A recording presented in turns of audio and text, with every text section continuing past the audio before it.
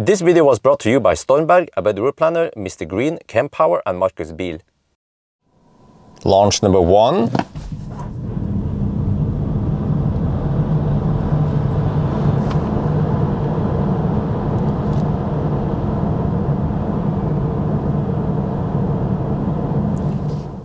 Launch number 2.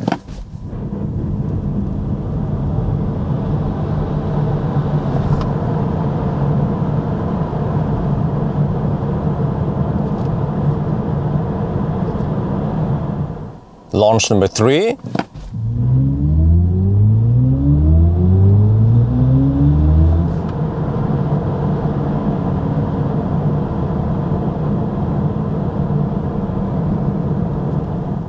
Launch number 4.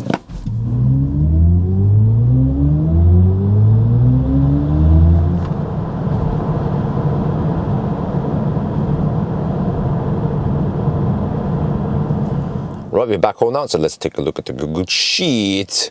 So here we have it, 3.9 seconds, right on spec, despite having winter tires. So, and you also heard that it did slip a little bit.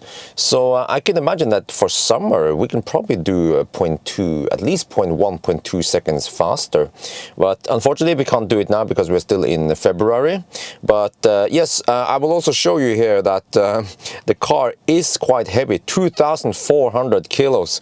And also the car that many people will be comparing it against is Model 3 Performance. There are a few Model 3 Performances here. Let me see, what was the difference? Oh yeah, one of them has the Frigus ice and this one. So this one is actually, this one is MC Hammer, it's the previous generation, it's the before the Octovalve and so on, and it was slightly heavier.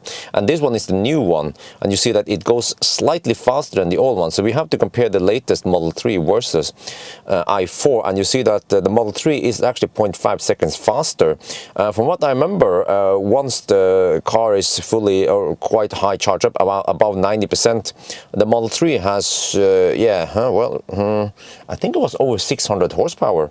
But okay, but the reason why the Model 3 is a lot faster is because it weighs way less. You see, 1,940 kilograms versus 2,400. We're talking about, how much is this? 460 kilograms extra. And this is with 75 kilo driver. So that is probably why. There might be some other tests that shows different results, but this is at least my test that shows until 100 kilometers per hour. How fast they go to 200 kilometers per hour might be a different story, because I got the impression when I tried the i4 on the German Autobahn that it was quite fast to 200 kilometers per hour, whereas the Model 3 Performance seems to lose a little bit of oomph, especially past 150 kilometers per hour. So maybe if we do a race against, towards 200 kilometers per hour, then the M50 will win. But how relevant is it, right? That's a different story. So yes, but then let's take a look at noise then. When it comes to noise, it is a quiet car, and you have to, again, these results are shown in, if you look in the description, video description on every video I have, there will be a link to these spreadsheets. It's something about results, something, you can find it there. I just remind you because I think many people don't know about them. And I also split them in winter and summer tires because it's not fair to compare them. I'm going to show you why. Look at there, 65.7 decibel on average. This is quiet stuff. Look at this result, 63, 65, 60 versus some of the other ones. So you see, it's like, it's as quiet as an EQC kind of, yeah, or an ES8, and I consider those to be very quiet cars. But then, of course, so 65.7 decibel, and how quiet is it versus iX3, for example? Well, look at iX3, and let's go to the summer result. If you go here, iX3 is, where is it again? Here, 67 decibel. Why was it that noisy? Well, because we have summer tires and 20-inch wheels, but 45 profile.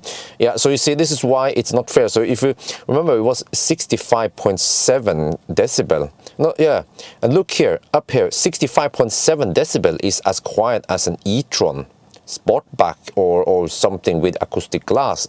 So you see that we can't really look at the winter result and compare them directly to summer result simply because of tires. Summer tires are in general more noisy or noisier than winter tires. But all I can say is that the i4 is pretty quick. It feels nimble despite being heavy, and it is very nice and quiet and comfortable, good ride.